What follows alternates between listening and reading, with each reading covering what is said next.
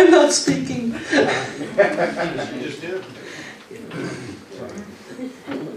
I received an email and I didn't see it, and then I received another one and I didn't see it, and then I received the third one and I saw it.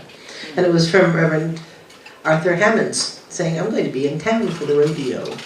And I was going to show off my new sexy boots, but I'm sitting there looking at his, so I won't show off mine. Those are cool.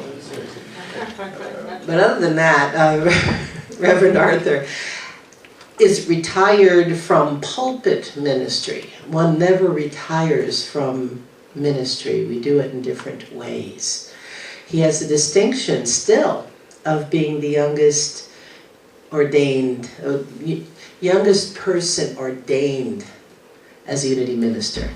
He's no longer the youngest ordained Unity minister.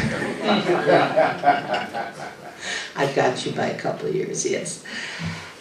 He pioneered and grew a prosperous, amazing church in El Cajon, California. And he, was it 3 years ago he retired? 8. Oh, that long. When I came, that had the impact on the, okay. By the time I came here, he retired. Was it something I said? No. And it just left such a powerful legacy, and after he has shared with us today, you'll understand why. So my great honor, Reverend Arthur.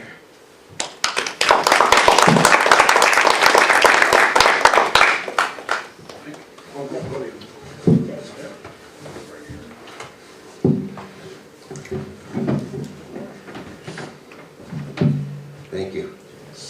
That's a lovely introduction.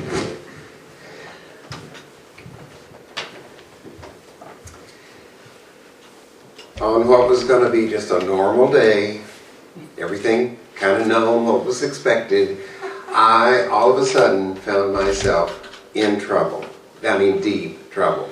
And I was underwater, and the water was cold, and it was salty, and I was being swept without anything to touch or grab onto to something that was noisy and loud at the other end, and I didn't have any air. I needed air. So all I could do was just go as fast as I could to what looked like the surface, because it was dark and murky where I was, but there was light up above, and as I got there I can feel and remember how breaking through the surface and getting my breath of air was just, oh, I'm going to live, I think. But no, maybe not, because I was near a waterfall that was going just plunging down, and it was going to take me with it. Somehow I grabbed onto something. I don't know if it was a root or some seaweed or what, but I was holding on for dear life, and my feet were all the way behind me. The wind was blowing, the salty water, I was really terrified. And I look over, and here, dangling on this edge that I'm about to go over, is a huge pirate ship, black and huge. And it's moaning and groaning, and its crew of pirates and sailors are floundering about on ropes, and all the cannonballs are rolling forward, and the thing breaks in half and goes over the edge and was just gone like that, gone. And I'm thinking, oh no, I'm next. And then something over here was white, and I started looking in that direction, and here out of the water came this huge serpent with a yellow eye. There was probably one on the other side, but I could just see that one. And the scales and fins, it was as big as a roller coaster and as long as a train. And it went back under the water, and then over here I finally was able to, still holding on with the wind blowing, the water splashing all over the waves. I looked, and here was a little white schooner, and it was on the edge, and it was going to fall off too. And as I looked at it, I heard very clearly, Gary Art, that's my name in Texan. And I looked where that sound came from, and there, holding onto the mahogany hold banister, was, with a little white dress and a pink sash and curly blonde hair everywhere and blue eyes, was Betty Mosier. And she was the prettiest girl in 5th grade. And I looked and thought, you know, if I could save her, that, you know, this crush I had on her could maybe turn into something bigger. And then she moved her lips and said, "Gary Art, what is the answer?" And there were Betty's lips moving, but it wasn't her voice. The voice was the voice of Miss Long, our social studies 5th grade teacher. And when I blinked, there was Miss Long, all 89 pounds of her, and looking right at me with her hands on her hips over the edge of her glasses. And I realized I had done it again. I had had an out-of-the-classroom experience. And what I would do was I would take something and then run away with it and use my imagination to see what it was like or be there. And I was really good at this. I had 5 years experience. And I would find myself in these daydream situations, and then always when I was called upon, and they always call upon the one with the glass glossed over look. When I was called upon, I would say, because I didn't, I would say, "I don't know." And so I was the "he don't know" kid. And I was just ready, "I don't know" was on my lips. But, and this is the best part, I had an epiphany. There was a still, small voice that spoke within me that said, "Don't do that. You know this. You can do this. You've got this." And I remembered that when Miss Long had told us about this certain subject, that I had like, "Oh wow, that's what that is. And it has a name." And she told us what the name was. It was in another language. And I said, "I'm going to remember that." And I figured out a way to remember it. Because when we get home at dinner, we'd all have to come up with something that we had learned that day. And that time at dinner, I wouldn't have to make anything up. I could tell them in a foreign language of a place that really fascinated me, that I had been looking at on maps and in books and things all my life. And so the still small voice said, "You know this, you can do this. Don't fall into the "I don't know" thing. Give her the answer." So I looked at Miss Long, because I knew it was going to take me a second to find it, because I just created it a few minutes before. And I looked at Miss Long and I held up one finger, my index finger, and I said, as though to say, "Just give me a minute." And I went searching for it. And my Uncle Buddy had taught me about pegs, and this is how you have a mental notebook or a mental peg to put things on, word association. And so I went searching. And the first place I got to was in the deep south in Georgia. And there, on her knees, in the turnip patch, with her hair all askew and a crazed look in her eye, was Scarlet.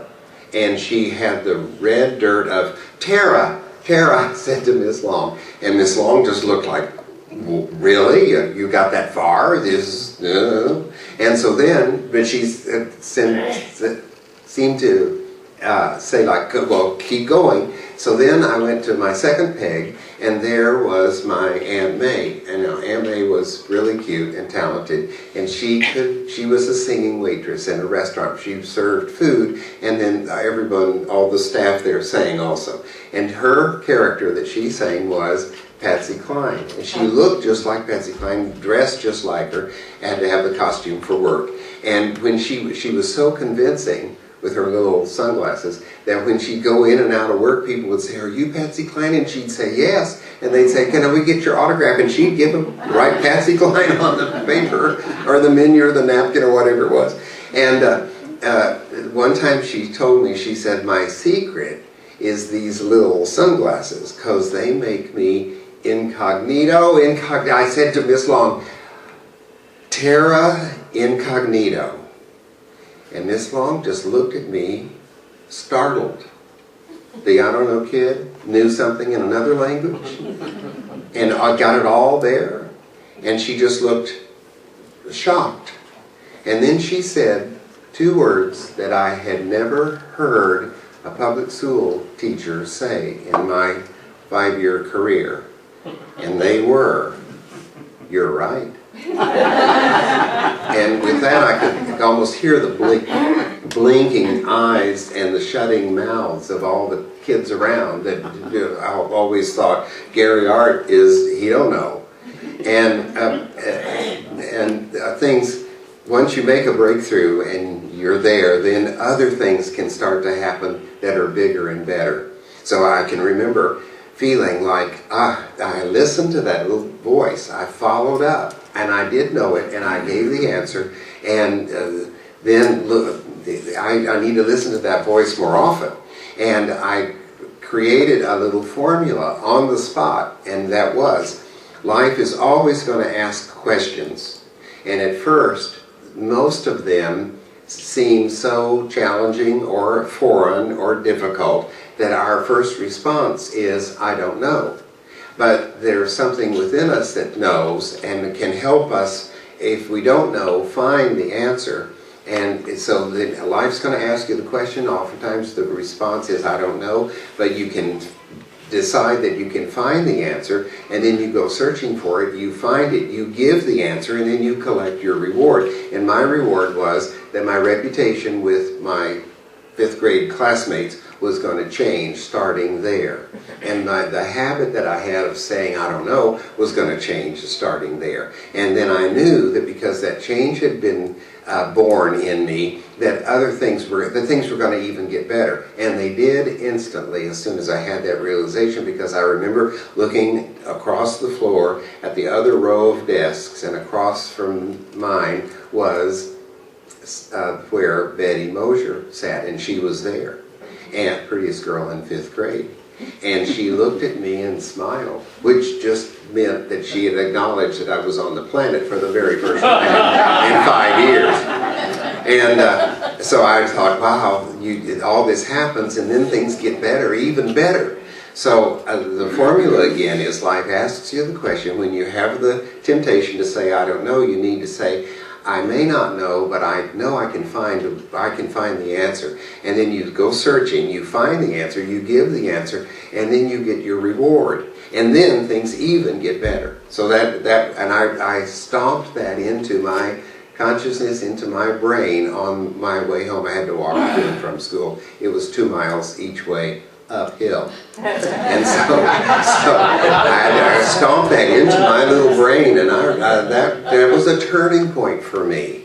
And the turning point because I listened to the still small voice, because I knew I could find the answer. So what I want to do this morning is inspire you to know that you can chart your way to life's riches. And I'll give you some pointers on how this can be done, and it's a lot of fun, and it's life-changing, and I know you'll catch on real easy and quick. But terra incognito is that space, that place on the map that shows ships go. You've seen it before. Ships going off the edge and the big serpents coming out of the water and all that. And it was in terra incognito that the explorers, Ponce de Leon and Plymouth, and not Plymouth, I've got my cars mixed up, Salvador,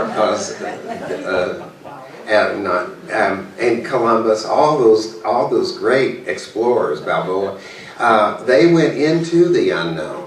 And that was like the scariest thing they could do, and the scariest place on earth. And they had to go to the king and the queen to get permission and get ships. And the king and the queen, Spain, Portugal, England, wherever they were from, France, they would say, you're what? And they would say, oh, but it will bring back treasures, we'll bring back unknown items that haven't been discovered yet or named yet. And then we'll claim the land that we find for the country. and you'll have a bigger kingdom. So then the king and queen said, okay, you can go. We'll give you the ships, but we're not giving you new ships because they're all just going to go off the edge anyway because the world is flat. And then you can go to the prison and take your pick of any prisoner that's there to be your crew. Inexperienced and not really good, happy attitudes either. So here you go. There, good luck.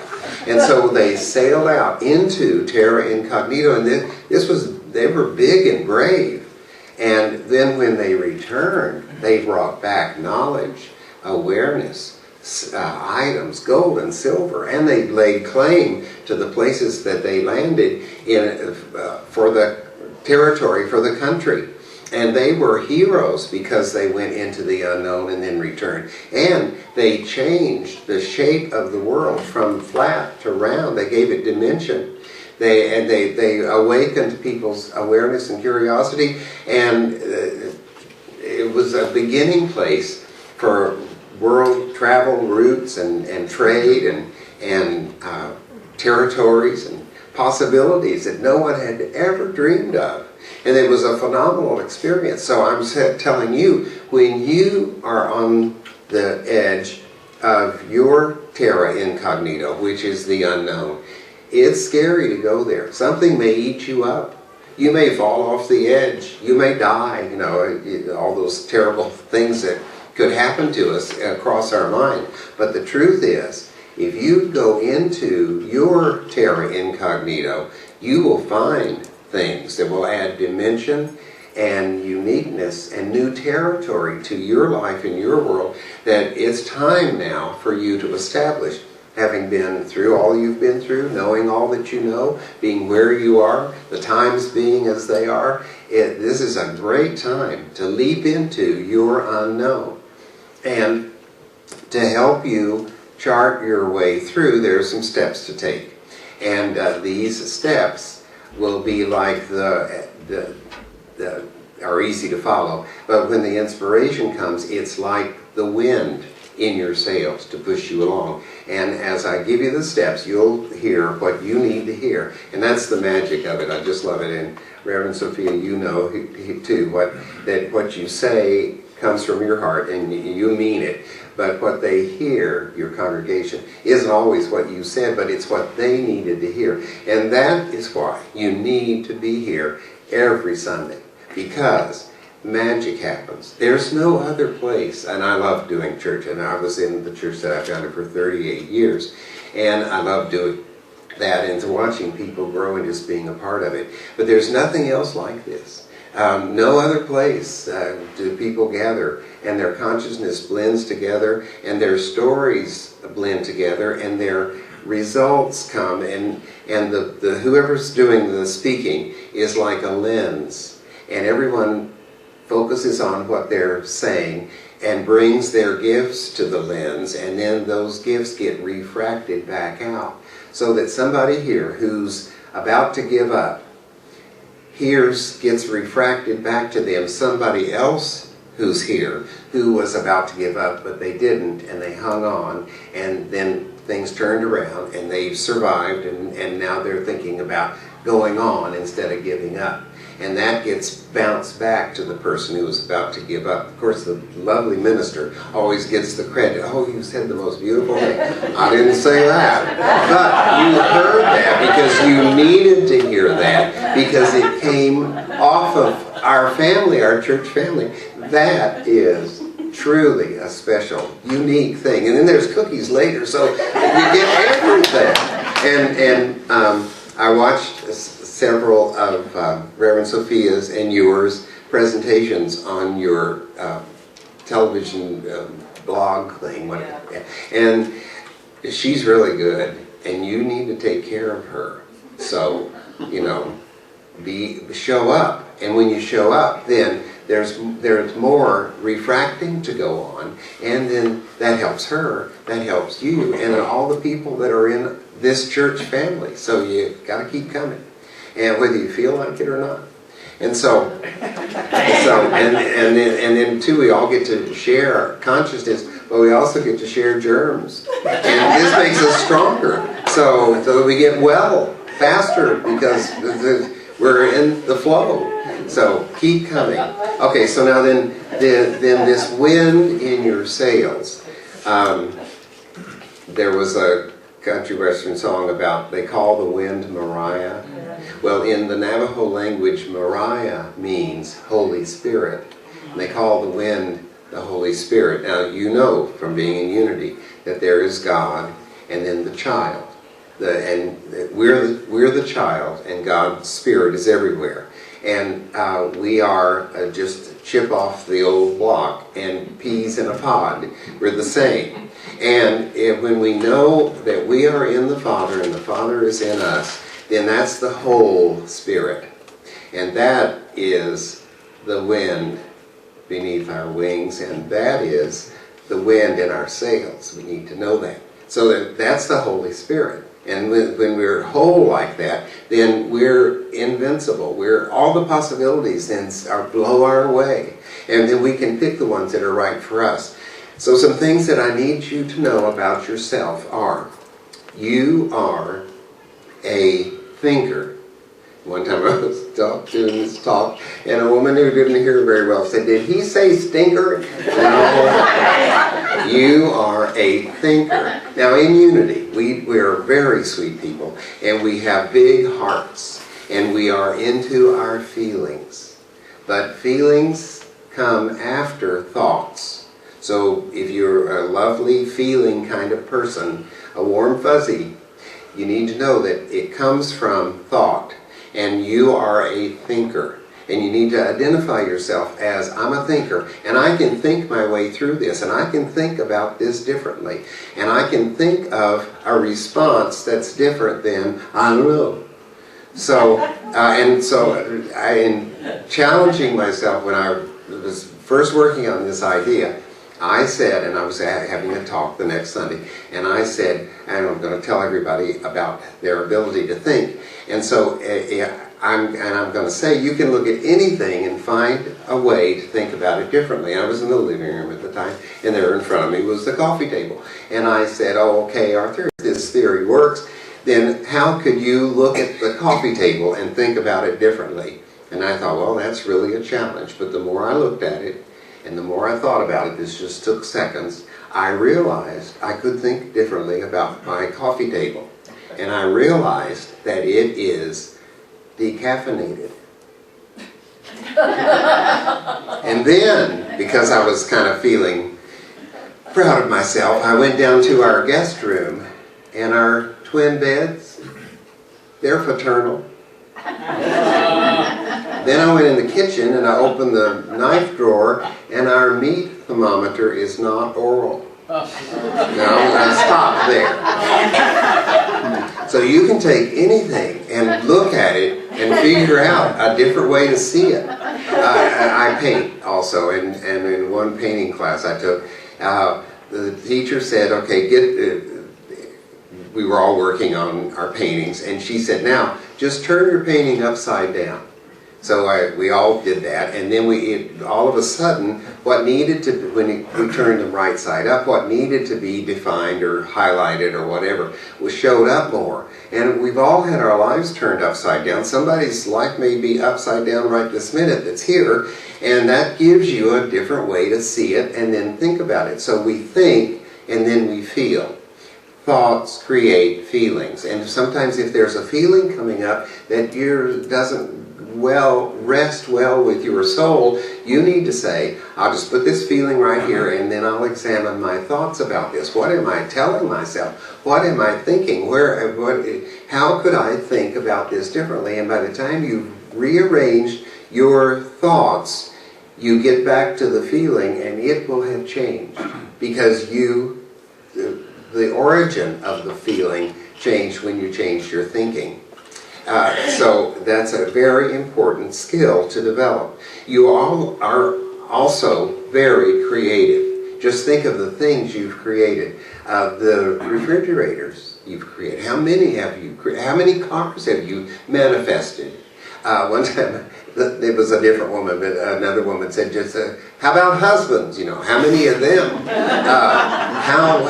What all have you created? Look at you. And think of all the clothes and the shoes and the the telephones, the things that you have, that you've created, you're very creative. And once you want something and you think you can have it, you stir up the law of attraction, and you attract what your options are, and then you choose one, and hopefully you choose the best one. And not always do you, but if you don't choose the best one, that comes with an education to help you recycle that and make a better choice the next round. Period. So you're very creative, and you can think and create. And once you identify yourself as a thinker who is creative and can manifest, then something magic happens. The law of attraction brings you what I like to call the catalog of possibilities and beliefs. This is better than the Neiman Marcus catalog, because when you open it and look into it, it's all the things that Spirit, God, life, the energy of the universe knows that you can pull off. And in modeling each of these results is not some paid model, but it's you. You see your picture on every page. I could do this. I could look like this. I could have that. I could get over this. I could understand this. I could master that. I could go there. And it's very exciting when the catalog of possibilities and beliefs arrive. Then, as you look through it, it's inspiring. I can think, and I can create, and I do manifest. And here's my idea book right here. Which one? Where shall I start? Then you get to a place where you have to know that you have the interest and the belief. Well, I do a lot of seminars and talks, and one time I did a series of talks about prosperity, and people seemed to like it. They had got the tape and the book and all that, but I found that older people, I mean really older people, I mean I'm old, I'll be 90 in October.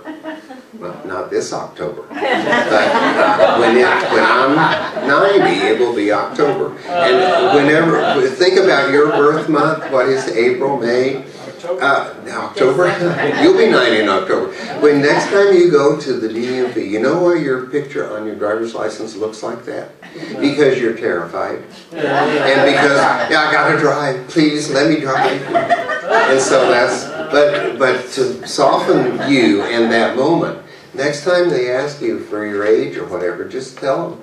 Just say, I'll be 90 in May, April, October. And they'll look at you. And they'll either realize you're being funny and clever and cute, or that you're crazy. And at any rate, they'll give you preferred treatment. And you'll be right along. And, you know, you're sitting next to a bar or something, somebody asks you how old you are, just tell them, I'll be 90 in May, June, whenever. Anyway, these people were old. I mean, really old. And they, so I was wondering, why don't they want some of this information? And so you can't go up and say, you know, why didn't you buy one of my books, or make a love offering for my book? I don't put a price on them, and because they're priceless. And so, well, you can't interrogate them. So I figured out a way, because I can think and I'm creative, and I said, may I give you a copy of my book? And they say, Sonny. I love it when the old people call me Sonny. We do not need a prosperity book, because we're old. We're not going to go back to work. We have fixed incomes, and it is the way that it is, and it can't get any better. We just have to live with it. And I thought, oh no, that's just not right. Just think of the things you could do, the places you could go, you could volunteer, you could have a garage sale and get rid of all your stuff, or write a little booklet of your memoirs. There's so many ways you could increase your prosperity. I'm so sorry you think that. But what I found was they didn't have the belief that they could be more prosperous, and they weren't interested in being more prosperous. So what you have to do is, you just see, with your catalog wide open there in front of you, and all these great ideas coming, then you get to go, I believe I can do this. I believe I can do this, and I'm interested in what this would look like. I'm interested if I accomplish this goal, the tremors it would send out to my family and my friends, and the difference it would make in my life and in my world, and my health and my prosperity and everything. I believe I can do this, and I'm interested in doing this. So then when that step is realized, then you take the projects that you want to manifest and you put them in written form, and these become your goals. And then you keep them. I have my goals with me. They're on my computer actually, and when this unfold and unfold them all the time, and this eventually will wear out, then I'll just reprint my goals. And I have them with me to read in the morning and in the evening as I awaken and as I retire. And I read them often during the day, especially if I know I'm going to be sitting at a very long go light. Then I read them. And I read them also. Another great place to read them is in line at the supermarket. Instead of reading those tabloids about the beach bodies or who's left who or who's going to get back together or somebody's last words, I worry about those people. And rather than put that in my mind and give that my attention, which that doesn't do anything, I give this my attention. I keep it right over my heart. I usually have a shirt with a shirt pocket. And I read these goals, and they are for me not just to read and have, but for me to accomplish. And they are in the 7 major areas of everyone's life. My spiritual goals, relationship, physical goals, emotional, career, creativity, financial, and then I always have an in-depth goal, something I really need to work on that will draw all of these together. And so when your goals are in writing, this is very powerful. All the history shows us people that have made the greatest results happen in their life. They made them happen because they wrote them down, and they were very clear. And as you write down your goals, it may start off as a paragraph, but by the time you edit it and get it honed down to a few sentences, then it's really clear. And once it's clear in your consciousness, there's no interference. And the stuff that would get in the way normally gets out of the way because it's not a part of that picture.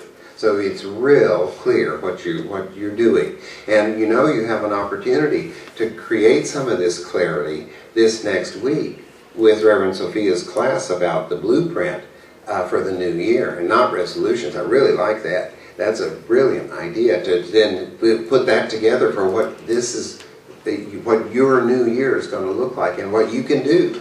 So once you then have your list, you read it and you know it, you know it by heart. Then you activate the law of magnetism, and you magnetically draw information to you that would have been there anyway, but you wouldn't have seen it or heard it on the level of support that it says, okay, so you want to do this? Well, here's some news that just comes over the news. Here's a billboard that just gives you an idea. Here's something that's in the Daily Word magazine that can really touch your heart and move you along. Then you go, oh, I needed that. Thank you very much. This is like a helper, a stepping stone for me on my way to completion.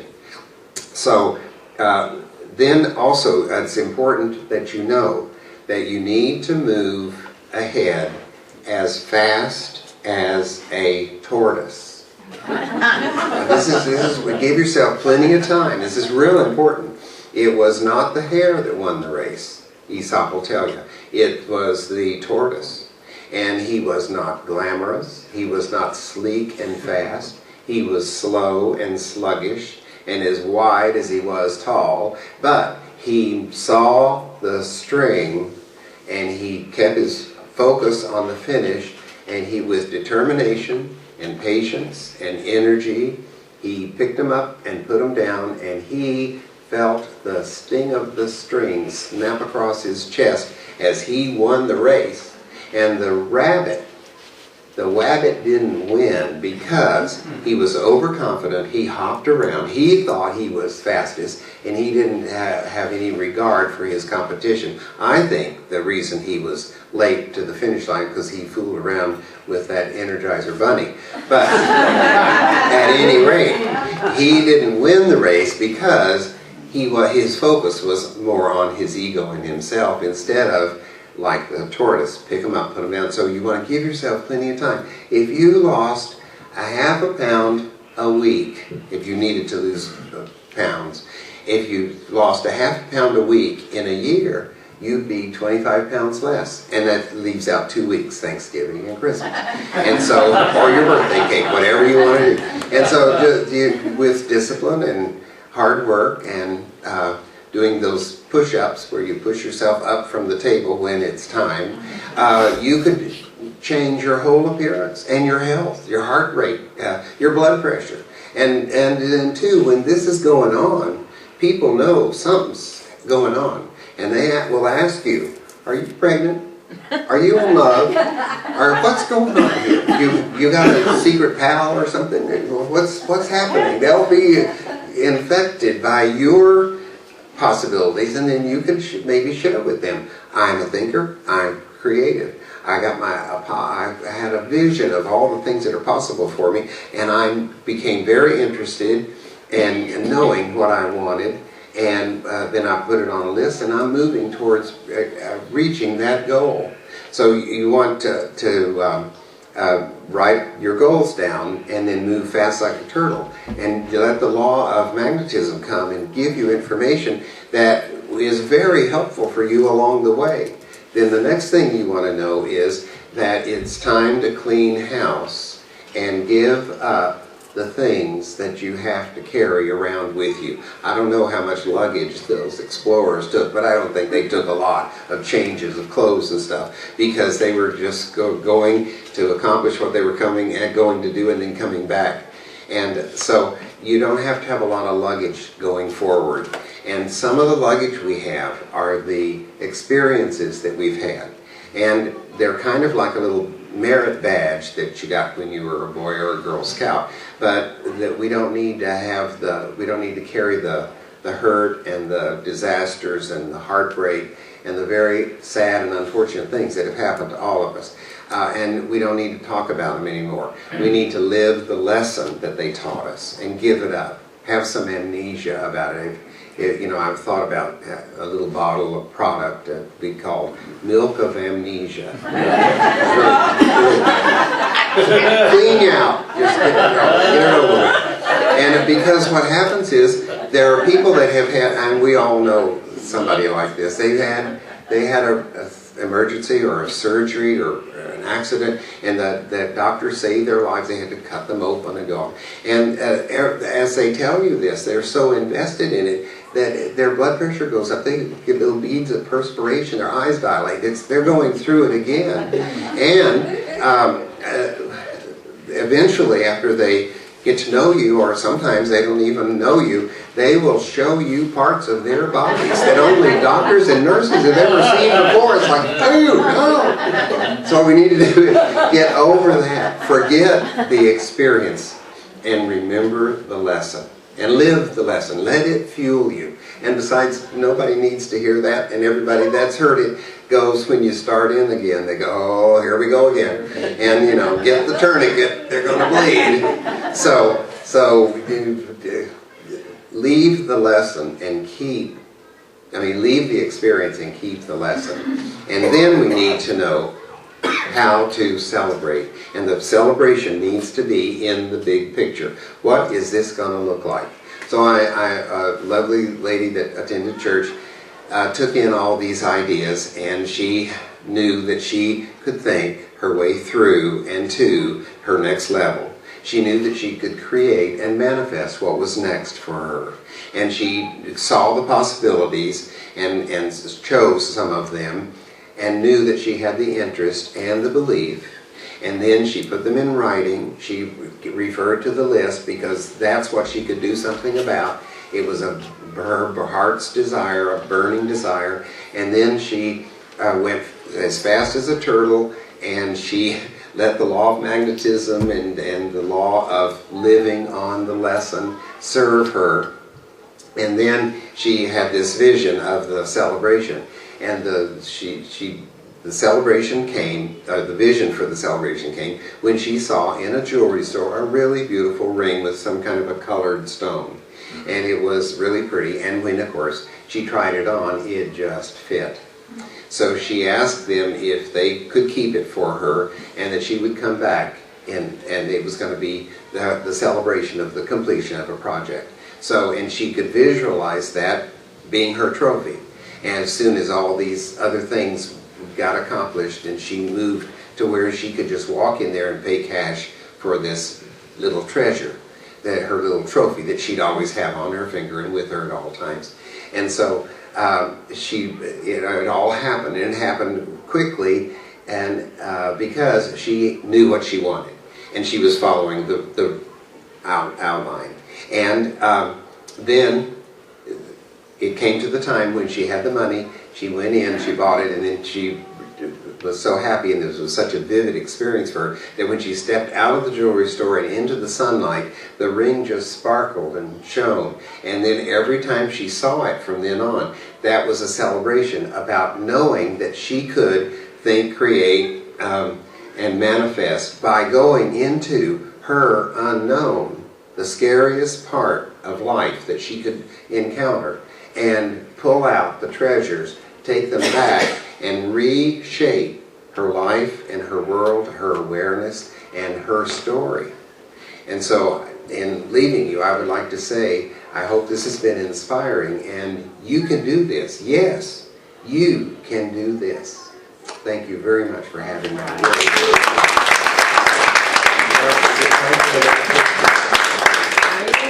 Okay, well, now we're going to do our meditation.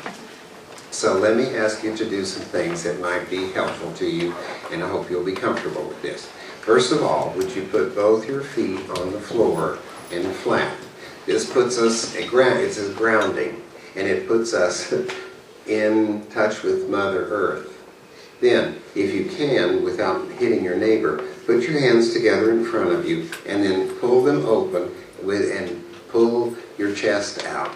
This is a ballet move. It's also a Zumba move.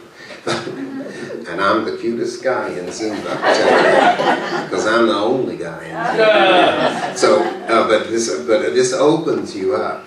And when you're gonna, and this puts us erect and puts us up and available. So when you're gonna go into a room, open yourself up to your family, your boss, your employees, the people at the checkout counter.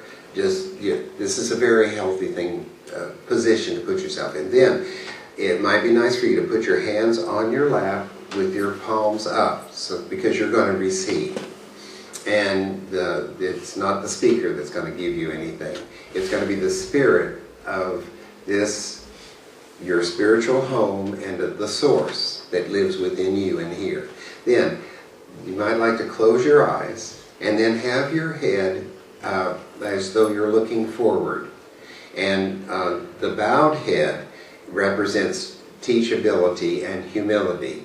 And the raised head is a looking forward, and it's done with a sense of being teachable and a sense of being humble. And then as we feel ourselves breathing in, and let your lungs take in as much air as you can, and sometimes this makes the tummy stick out, but that's okay because everybody's eyes are closed. And we have a deep breath in, and then we let it out. And then another one in. And then let's say, I am one with the source. Together. I am one with the source. Then let's say, I am a thinker. I am a thinker. Then let's say, my thoughts shape my feelings. My thoughts shape my feelings. Then let's say, it is my Father's good pleasure to give me the kingdom. Together. It is my Father's good pleasure to give me the kingdom. And then because this is our gift, we want to say, thank you, Father. Together. Thank you, Father. And then we want to just hold the kingdom in those outstretched, palms up hands, with our shoulders back and our heart leading the way and our vision looking forward to say, since it is God's pleasure to give me the kingdom, and I've said thank you, and I've received the gift, then during this time I've heard a lot of ideas, and some have really spoken to me. And I want to take these ideas to heart and to mind so that I can think and feel and do what I have been summoned to do by being here. I have the interest, I have the belief. The catalog is on its way if it's not already delivered. I can go slow as a turtle, delivered, keeping my eye on the finish line. I am thankful for the law of magnetism. I am thankful that I can let go of the story and keep the lesson that I've learned and live on that lesson. Let it come through me. And that every day can be a celebration.